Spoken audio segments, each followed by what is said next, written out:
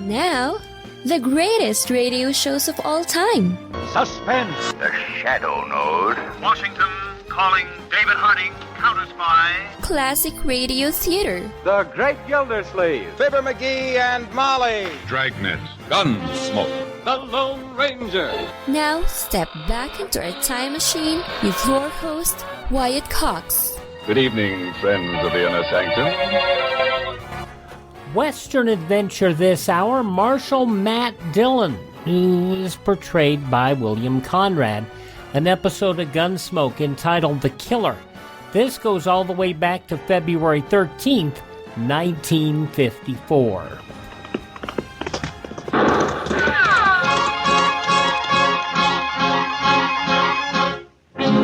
Around Dodge City and in the territory on West, there's just one way to handle the killers and the spoilers, and that's with a U.S. Marshal and the smell of Gunsmoke.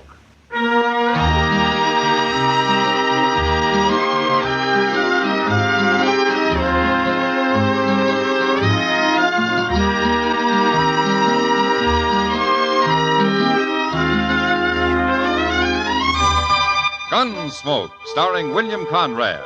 The story of the violence that moved west with young America. The story of a man who moved with it. Matt Dillon, United States Marshal.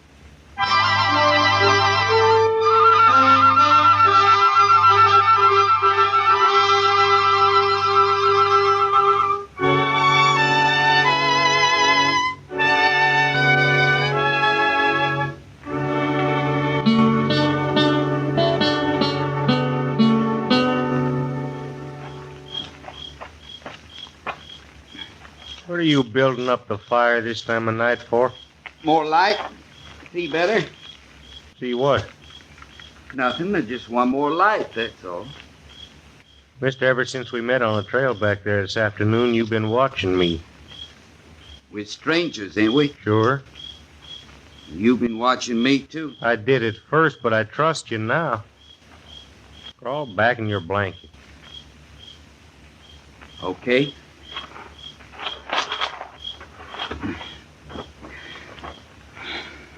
Well, that's better. Now go to sleep, will you? You going to sleep?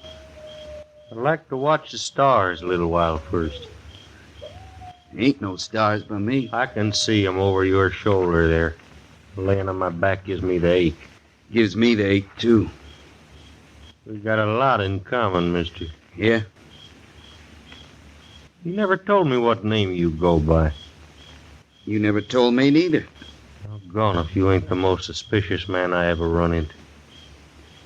I'm still alive. You ought to quit worrying so much. You get old before your time. My pa taught me to worry. Who's your pa? He's dead. Died worrying, probably. No, he died of the milk sickness. He was a good man, though.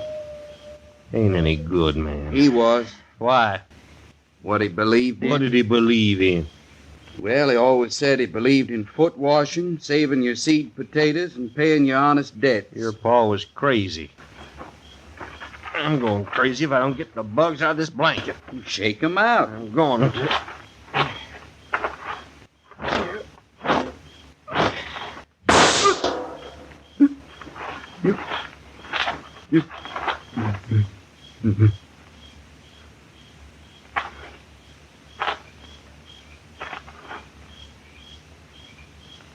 Killed him first shot.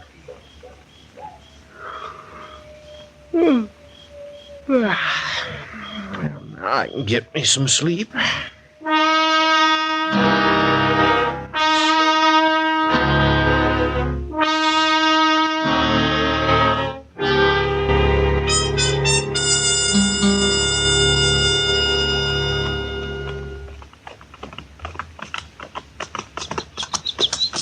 It beats me how you know which way to go, Mr. Dillon. That's easy, Chester.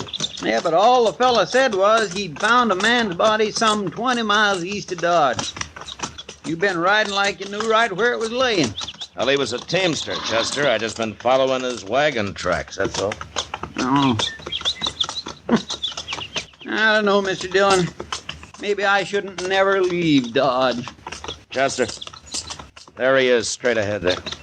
Do you see? Yes, sir. That must be it, all right. Yeah. Come on. Oh.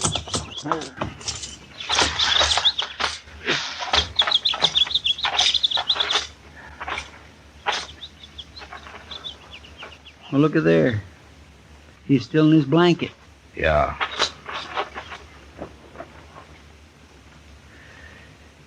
It looks like he was shot right in the heart. At least the poor fella died in his sleep. Well, he must have come half awake, with hands on his gun. He never got it out, though. Somebody sure jumped him fast. Say, maybe it was Indian. No. No, his hair's still on. And besides, somebody was sleeping over here. I declare. Who do you suppose it was? I don't know, Chester. Bet he couldn't be a very brave man. No, sir, he sure couldn't. Dirty coward. Go get that shovel off your saddle, huh, Chester? Yes, sir.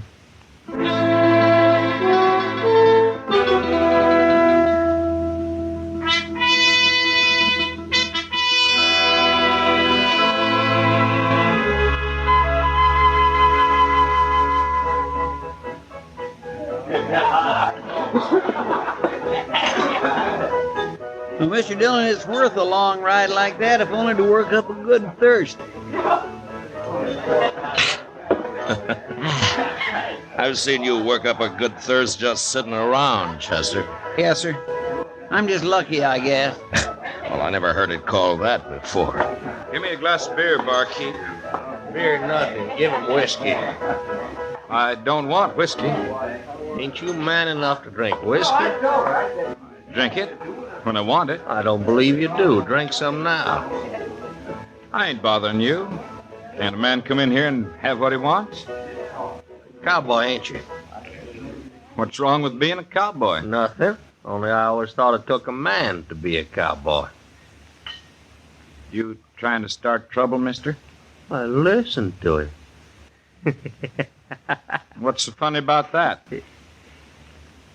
I killed a man once for telling me not to laugh. I ain't telling you nothing. Mister, I think you're a coward.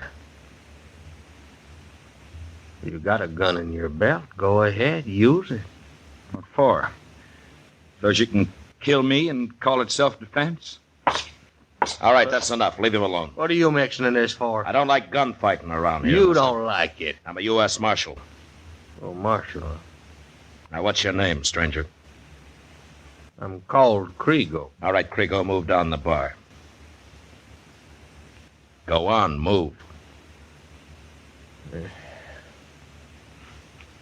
I'll see you later, cowboy.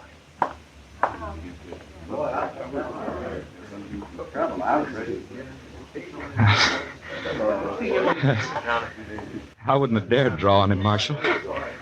I ain't no gunman. He'd have killed me, sure. Yeah, he probably would have. My name's Jesse Hill, Marshal. I'm proud to know you. Jesse, you keep that gun in your belt, huh?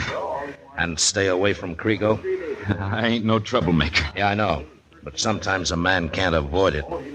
Not around somebody like him. Well, I think I'll do my drinking across the street. See you later, Jesse. Yeah, so long. That Crego's an awful mean man, Mr. Dillon. Yeah, he's mean, all right. Especially when he's sure the other man hasn't got a chance. Wonder where he came from. I never saw him around here before. He's new in Dodge, Chester. Let me tell you something. It had to be that kind of a man who killed that cowboy we buried today. Well, you think it was him? Well, he could have done it. He's enough of a coward. But if he did, no one could ever prove it. No, sir, I guess not. But he'll make a mistake yet, Chester. His kind always do.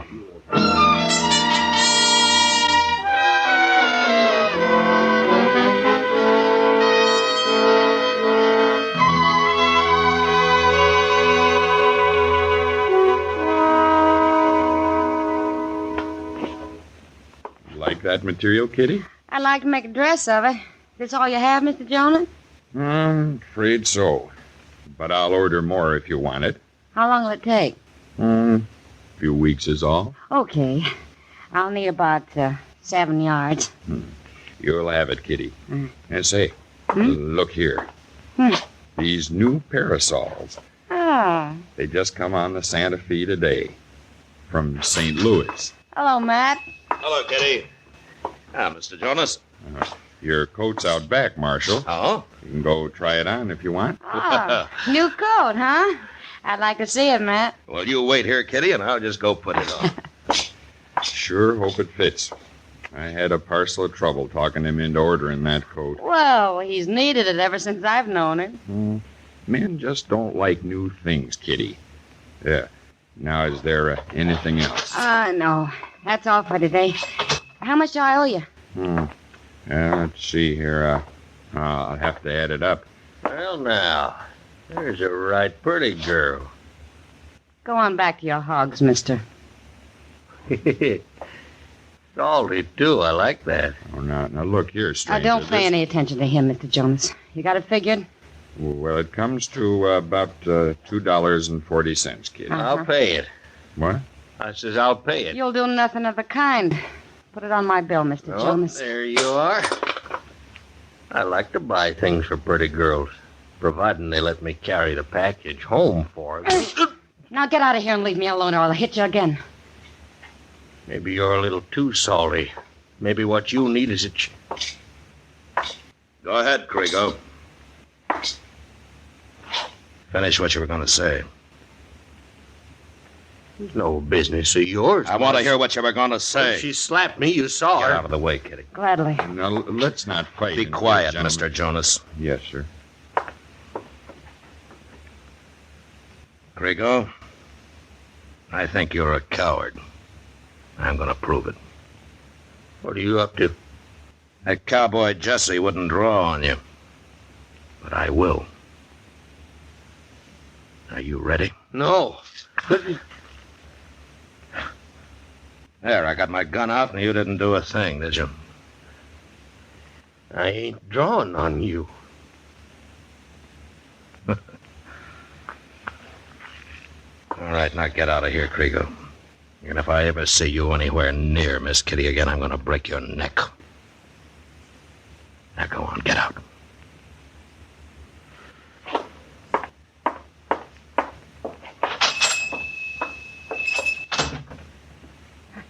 He sure showed his colors, Matt. Yeah. You know, I think that's the first time I ever saw you draw first on a man. Well, I figured he wouldn't draw, Kitty. How'd you know? Crego doesn't take any chances. And right now, I'm wondering how many more men he's going to kill before he's through.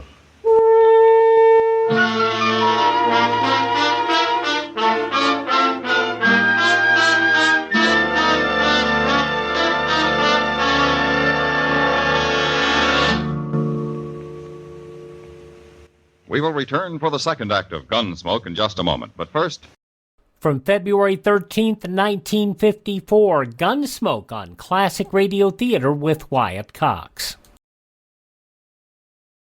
Thank you for tuning in to Classic Radio Theater with Wyatt Cox. Now more of Gunsmoke from February 13th, 1954.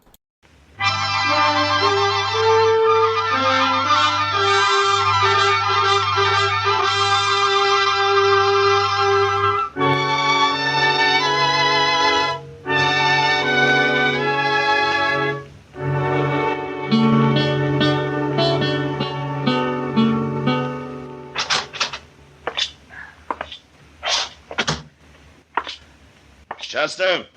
I'm back here, Mr. Dillon. Well, come out front, huh? Yes, sir.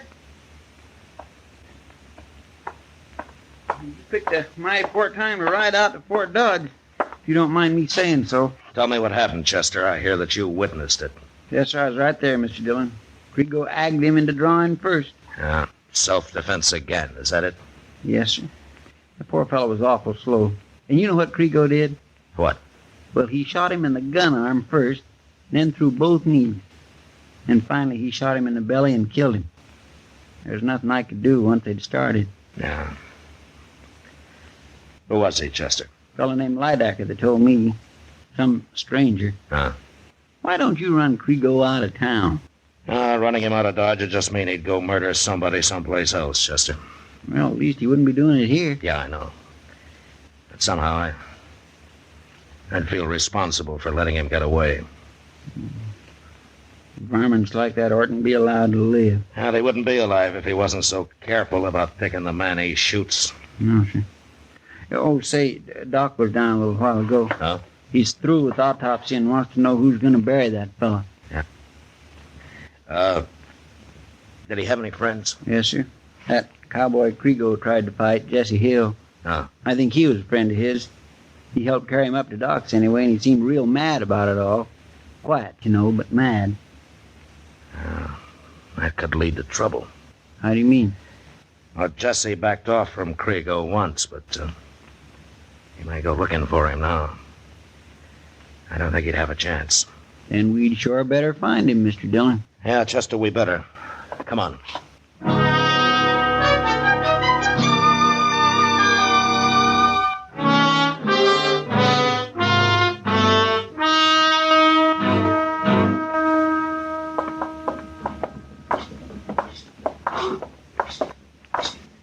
Maybe Jesse left town, Mr. Dillon.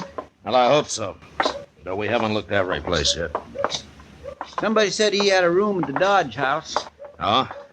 That seems to be pretty fancy for a line rider, doesn't it? He probably spent 6 months' pay in the last few days. They always do. Well, they can't spend it out on the prairie, Chester. I guess it doesn't mean much to them. Yeah, I know, but you'd think they'd save a little money, a few dollars at least. Oh? Tell me something, Chester. Hmm? When were you at the bank last? Well, I keep my money in my sock, Mr. Dillon. It's safer. Oh, maybe, yeah. Isn't that kind of tough on the merchants when you go to spend it, though? Well, nobody ain't turned it down yet. Money's money. Wait a minute. There's Jesse across the plaza there. Yeah, and that's Crego he's talking to. Come on. Hey, it looks like they're having an argument, Mr. Dillon. Yeah. You gonna stop it? Well, if I can. Crego! Jesse! They're about to fight, Mr. Dillon. Murdered him, Crego. Go on, draw. Hold it, Jesse! All right, Crego. Put your gun away. Sure. He tried to shoot me, Marshal. You saw him. He's dead, Mr. Dillon. Well, that was pretty easy for you, wasn't it, Crego? He shouldn't have tried it, Marshal. I told him not to. You're lying. I heard what you told him. Well, what difference does it make? He drew first. I shot him in self-defense. Yeah, sure. Crego, did you know that man you killed the other night was Jesse Hill's friend? Jesse was telling me that just now. Well, I got an idea you talked him into drawing just to work Jesse up to a fight. He was both a couple of bums, Marshal. How about that man out on the prairie? Was he a bum? What man? The one that was lying wrapped in his blanket. I don't know what you're talking about, Marshal. Crego, how long you been killing people? Marshal, I killed my first man when I was 18. Fella tried to knife me, so I shot him. I'll tell you something else. I ain't wanted by the law nowheres. Nowheres at all. Did you ever fight a man who could handle a gun? What do you mean? You will someday, Crego. You'll make a mistake and pick on the wrong man. Will I, Marshal? Oh, I'm going to go and get me a drink. Ain't there nothing you can do about him, Mr. Dillon? And there's one thing I can do, Chester. At first, we'll get Jesse and his friend buried.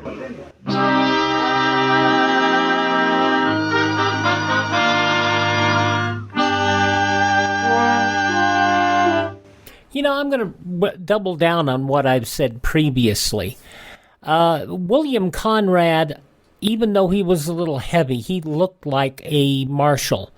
And it didn't help when he started picking up a lot more weight later on in his career. So you had shows like Cannon and Jake and the Fat Man. But back in this era, even though he was heavy, he still looked like you might expect a marshal to look back in the Western days. Anybody who's saying the television Gunsmoke was better, fight me. February 13th, 1954, William Conrad as Matt Dillon on Gunsmoke on this edition of Classic Radio Theater with Wyatt Cox. The conclusion, and yours truly, Johnny Dollar, follows these important messages from your favorite radio station.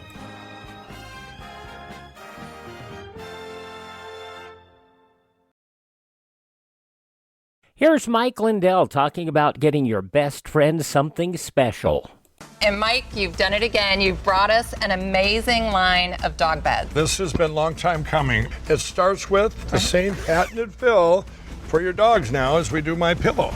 I wanted everything covered in sizes from your largest dog to your smallest dog. You can throw them in the washer and dryer. The dogs love it. They asked, and here they are. This is why you get the dog bed. This is the main reason. The dogs love it. And you've got that 10-year warranty, right? I can do it because the dogs love it. They don't want to wreck their bed. And you can get these MyPillow dog beds at a price lower than the big box stores, as low as $19.95.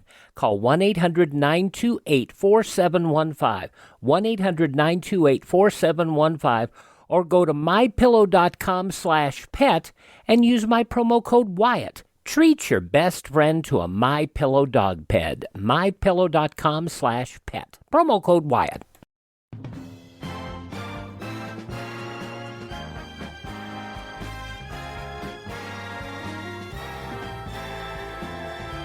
And you're listening to Classic Radio Theater with Wyatt Cox on your favorite station. Now the conclusion of Gunsmoke, February 13th, 1954, The Killer.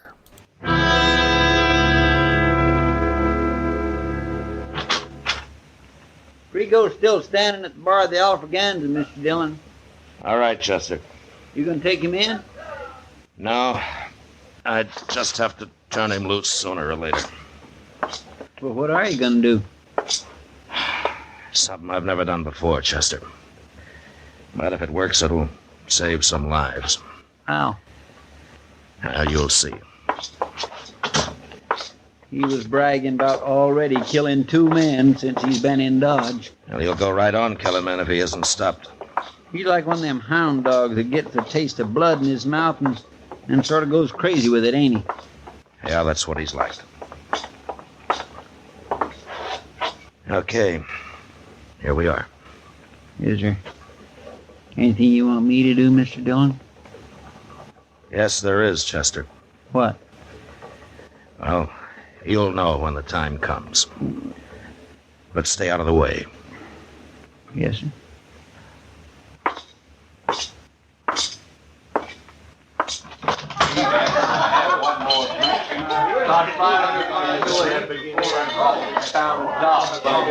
And about the marshal at Crego. Dodge City. What do you want now, Marshal? I've been thinking about you, Crego. And I've decided that you're not fit to live. You got no call, Marshal. I killed them men in self-defense. Sure. Ain't no court in the world that'd convict me. I'm plumb innocent. I'm not talking about hanging you. What are you talking about? Crego, I'm going to walk out of here and wait for you in the street. And I'm going to wait 1 minute. And if you're not there in 1 minute, I'm coming back. What for? I'm going to kill you. No, I ain't going to fight you. Yes, you are. 1 minute, Crego.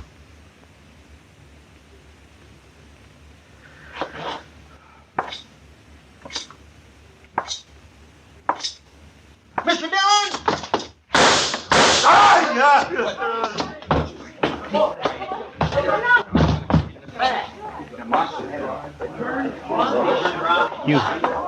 You killed him. Yeah.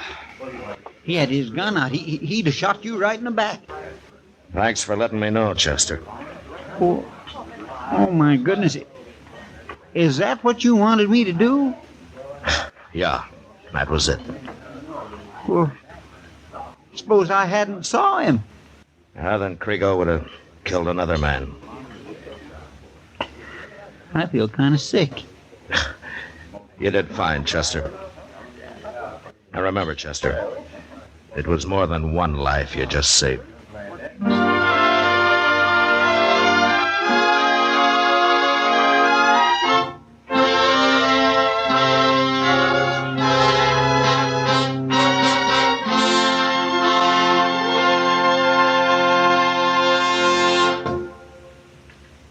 Gunsmoke, under the direction of Norman Macdonald, stars William Conrad as Matt Dillon, U.S. Marshal. Tonight's story was specially written for Gunsmoke by John Meston, with music composed and conducted by Rex Corey. Featured in the cast were Lawrence Dobkin, Vic Perrin, Howard Culver, and Richard Deacon.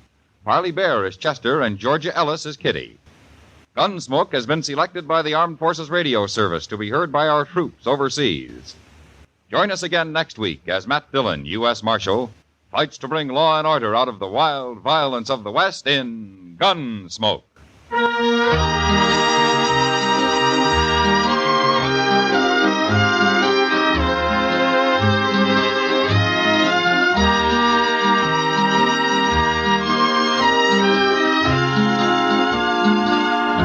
From February 13th, 1954, Gunsmoke on Classic Radio Theater with Wyatt Cox.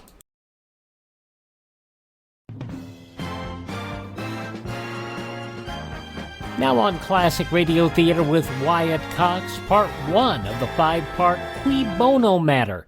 This episode of yours truly, Johnny Dollar, was originally broadcast February 13th, 1956. From Hollywood, it's time now for... Johnny Dollar. Don Hancock, Johnny. Surety Mutual. Hi, Don. What's on your mind? Qui Bono. Qui who? It's Latin, kiddo. Qui Bono. Who benefits? All right, I'll bite. Who does? A little doll named Luann Parker down in Green Pass, Virginia. $100,000 worth, Johnny. Double indemnity. Wow, what did she do? Answer the question? She sure did, with a .38. 2 bullseyes right in her foster papa's heart. Well, then if it's an open and shut case, you don't need... Oh, it's that all right. She's the gal what done it. She admits it. But the coroner is about to call it an unavoidable accident. Seems little old Magnolia Blossom thought Papa was a prowler. And what do you think? Just what I said. Qui bono. So? I think you'd better put yourself on the payroll.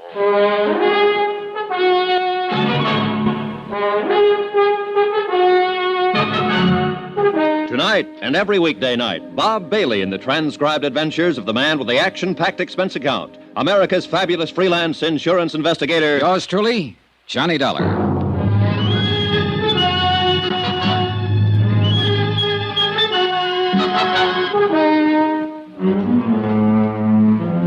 Expense account submitted by Special Investigator Johnny Dollar to the Home Office, Surety Mutual Insurance Limited, Hartford, Connecticut.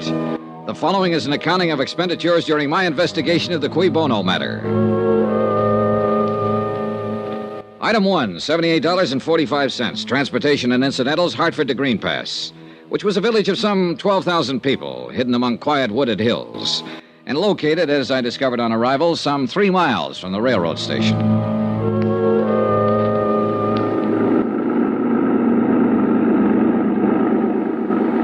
Nice weather we're having. Yeah, it's fine. You from New York? Well, near there, Hartford. Bet you ain't been having weather like this up there. No, it's been pretty cold. You say your name was Dollar? Yeah, Johnny Dollar. I'm Jake Deagley. You here on business? That's right. Well, I wouldn't count on finding much here. Green Pass is what you might call a one-horse town. 1 hotel, 1 bank, 1 taxi, that's me, 1 newspaper. And 1 county attorney. Yep, just 1 Oh, and you've heard about our tragedy, about Dan Parker getting shot. Yeah, that's why I'm here. I'm an investigator for an insurance company. I see. Well, it was a terrible thing. It was... Oh, doggone it. If old man Hawley don't fix up them fences, he's going to be short a cow one of these days. That's the 3rd time this week they've been out on the road. How do people around here feel about Dan Parker? Was he well-liked? Well, he'd been re-elected for 5 straight terms. No personal enemies? Not a one. There ain't a man in Green Pass that... what difference does it make whether he was well-liked? You know how he was killed, don't you? Yeah, I understand he was shot accidentally by his stepdaughter. That's right. And what difference does it make whether he had any enemies? Well, none, probably. But when an insurance company holds a policy as large as the one they carried on Dan Parker, they want to know the full circumstances surrounding the death. Well, there ain't no mystery about it, Mr. Dollar. That poor girl took him for a burglar and shot him, that's all. And it might have near broke her up. Say, what about her, Jake? Is she well-liked? Well, let me put it this way. I'm 52 years old. I got a grandson, 17. And we're both in love with Luann Parker. I see. And there's 5,000 other males in Green Pass that feel the same way. She get along all right with her stepfather? They worshipped each other. She was all Dan had since Mrs. Parker died 9 years ago. They was thicker than thieves, them two. Rode horseback together, went fishing, took trips together. Well, then it's understandable that she'd be pretty broken up. It was terrible for her. She went clean out of her mind when she realized what she'd done. So tell me, was Dan Parker a wealthy man? No, fairly well-to-do for these parts, but no ways wealthy, the way you'd think of it in New York, for instance. Then I imagine the Parker girl would think of $100,000 as being a pretty sizable fortune. Mr. Dollar, let me give you a little advice. Oh? You got a job to do, fine. But if I was you, I'd be mighty careful how I went about doing it. Why so? Well, people up here in the hills are kind of standoffish at best. And if you go around hitting what you seem to be hitting at, you're going to get yourself a mess of trouble. I don't deal in hints, Jake. All I'm trying to do is dig up all the information possible. Let the company know exactly what happened. That sounds fair enough, Mr. Dollar. But you take my advice. Dig easy.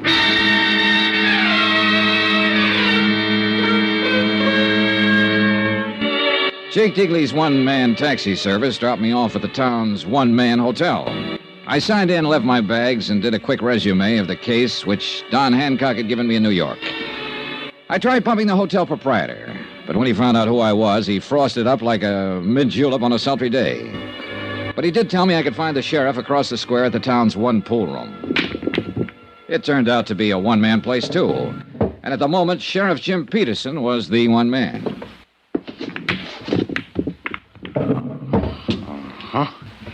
Well, glad to know you, Mr. Dollar. Just a second now. Watch me get that there 3-ball down there. Good shot. No, that was a setup. You couldn't miss one like that if you wanted to. Got something on your mind, sir? Yes, I'm an insurance investigator. I'm here in connection with the Parker case. I'll see. Doggone it. Well, I don't think I'd call it a case exactly. It was an accident. Ain't no mystery about it, far as I can see. I didn't mean to imply that there was, Sheriff. As it stands now, this is a routine investigation, nothing more. I just like to get the facts, find out exactly what happened, in order to furnish my company with the report they need to pay the claim. I'd appreciate your cooperation if you've got the time. Oh, I got the time, all right, sir. Yeah, how much you know about it? Well, not much. Dan Parker, as I understand it, was your county attorney here. His stepdaughter, Luann Parker, who is the beneficiary under our policy, mistook him for a prowler, shot him, and killed him. Well, that's about it. Well, the thing happened 3 nights ago. Dan been up to Richmond on business. He come back in on a midnight train. He walked down from the station. Walked 3 miles at that time of night? Well, it's a little over 2 to his place. It's outside of town a ways. Well, that's still quite a walk. Why didn't he call this taxi driver, Jake Digley? Yeah, well, he probably did try to, but Jake wasn't expecting any business, so he took a night off. He was out at Happy Hollow. See, that's a kind of a roadhouse about 5 miles up the highway. Does Dan's daughter have a car? Yeah, she does. But I figure he didn't want to bother her at that time of night. See, he wasn't due in till the next afternoon. But it appears like he finished up his business and decided to come on back at night without letting Luann know or anybody else. Now, let me see here. Was he in the habit of coming back unexpectedly from trips? No, I wouldn't say he was. Well, go on. Huh? Oh, well, Dan didn't take many trips.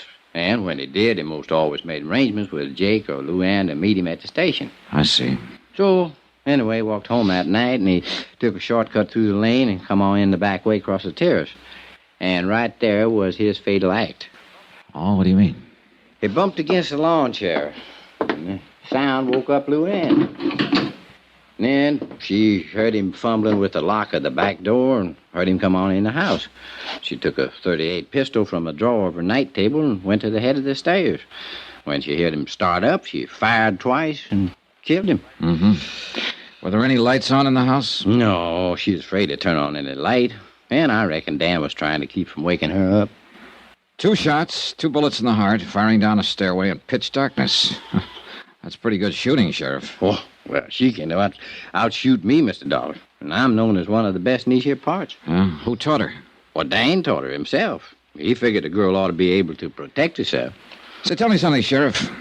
Did she have any reason to think it might be a prowler? Have you had any trouble of that kind around town? Oh, 3 weeks ago, there was a house broke into over on the south side, and twice since then, Dan called me in the night to come out and take a look around his place. Oh, why? Well, seems Luann thought she heard somebody trying to break in. And did you find anybody? Nope. Was Luann alone in the house the night of the shooting? Well, Mary Jackson was there. Who, Well, she'd been housekeeper for the Parkers for the last 15 years. Uh-huh. What's her version? Same as I told you. She heard the shots, saw the lights in the hall come on, and heard Luann scream, "Father." How did the girl and her father get along? Well, couldn't have been any closer. She pretty broke up about it. You talked to her yet, Mr. Dollar? No, not yet. No, I didn't think so. What's that supposed to mean? Well, I mean, if you had, you wouldn't be asking a lot of these questions. Or at least you wouldn't be asking them in the way that you are. What way, Sheriff? Well, like you figured the Parker girl was actually guilty of something. Well, she did pull the trigger, didn't she? And with sufficient reason. She was nervous. She'd heard prowlers around before, or at least thought she did, which adds up the same thing. She thought she heard somebody break in. She knew she couldn't count on Mary for any help. She had a gun, knew how to use it, so she got up her courage and done a natural and normal thing. She used it. And she'll regret her mistake the rest of her life. Yeah, that's the way the picture seems to work out. At the moment, at least. You got any reason to doubt it? I get paid to doubt things, Sheriff, until I satisfy myself that there's no reason to doubt them. And that's all I'm trying to do. It's all the insurance company expects me to do. I'm not out to pin anything on this girl or to get out of paying her claim, provided it's legitimate. It is. Well, then she's got nothing to worry about. If the thing happened as you just told me it did, then I have as much sympathy for her as you do. It'll be a pretty rough memory to live with. I just want to be sure, that's all. All right, Miss Dollar. You look around. You talk to people. Ask any questions you have a mind to, but you're going to come out right back where you started at. You're probably right. Dan and me'd been friends for years. Good friends. Now, if I thought there was the slightest doubt about this, I would be the first one to kick up a fuss and go after the truth. Even if the evidence pointed toward Luann Parker? No matter where it pointed to. Well, now, look, I'll want to talk to the housekeeper and to Miss Parker herself, and I'd like to attend the coroner's inquest if you don't mind. No, I don't mind, but you're a little late. Huh? It was held this morning. What was the verdict? Death by misadventure, unavoidable accident, with no recommendation for prosecution. I see. Would it be possible for me to see a copy of the transcript? It would. I'll ring the coroner and tell him to expect you. But let me give you a little piece of advice, Mr. Dollar. All right. Folks in these here parts love that girl. So when you start walking around asking questions, walk easy.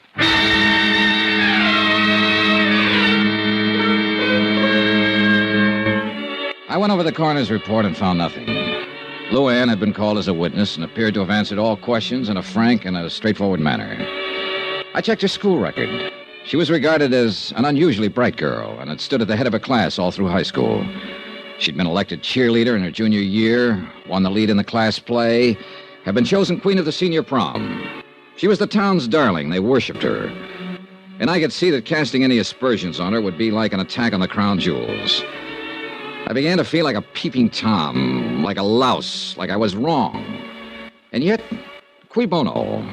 Who benefits? 2 bullets in a man's heart and a $100,000 payoff. I had to be sure.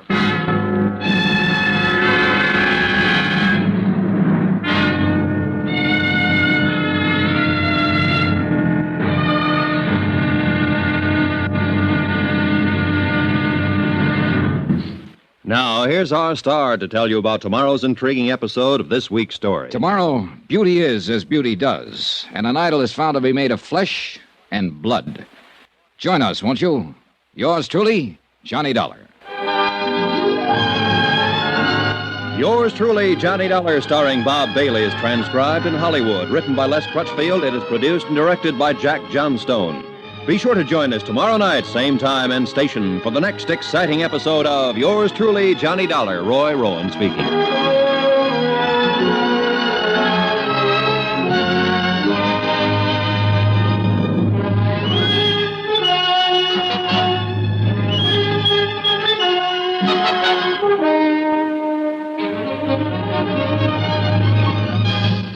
This is going to be an interesting one. Part 1 of the 5-part Yours truly Johnny Dollar story, The Qui Bono Matter, from February 13th, 1956. A reminder that you can get all of the Yours truly Johnny Dollar episodes in the best quality you'll find them anywhere by going and visiting my friend Ted at radiomemories.com. That's radiomemories.com. He has shows available on compact disc, cassette, or flash drive for your computer. radiomemories.com. Please visit my webpage. You can get Ted's information there as well. The webpage is classicradio.stream. There you can stream our shows on demand, learn more about classic radio collecting, and contact me there. classicradio.stream. Do not forget that our shows are available anywhere absolutely free by going to classicradio.stream. Go to iHeartRadio, go to Spotify, to Spreaker, to Audible, Amazon Music, Apple Podcast, Google Podcast, all sorts of places. You can just search for Classic Radio Theater with Wyatt Cox. That's Classic Radio Theater with Wyatt Cox. Please take a moment to thank this radio station and support their advertisers. It's their kindness and courtesy that we come to you here on this radio station. And tell all your friends the great radio shows are right here at this spot on the dial. Classic Radio Theater with Wyatt Cox on your favorite station.